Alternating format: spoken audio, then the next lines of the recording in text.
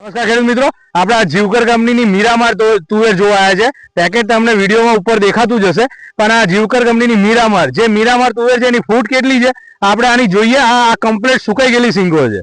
આ કાપા લાયક તુવેર થઈ ગઈ છે. અત્યારે ડિસેમ્બર મહિનાની આજે 25મી તારીખ છે. 25મી તારીખે એકદમ 7 મહિનામાં વાઈ હતી, બરાબર ને? 8મા મહિનામાં વાઈ હતી અને 12મા મહિનામાં તો તુવેર પાકવા લાયક થઈ ગઈ. આવતા મહિના લગીને લગભગ આની કટિંગ બી આવી જશે. એનો આપણે છોડવો જોઈએ કે એનો ફૂટ કેટલી થાય છે. જરા અહીંયા નીચે લાવજો જરા, આ બાજુ. આ એક જ છોડવો છે, એમાંથી આ ફૂટ જો, આ 1, આ 2, આ 3, આ 4, આ 5, આ 6, પછી આ બાજુ અંદર આવજો, આ 7 અને 8 ફૂટ છે.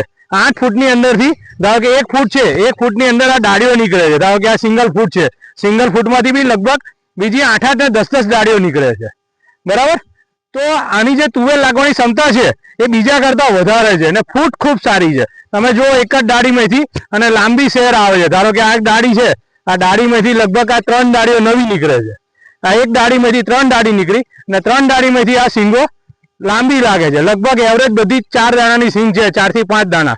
અને એવરેજ તમે જોવા જાઓ તો 4 દાણા એવરેજ બધામાં આવે.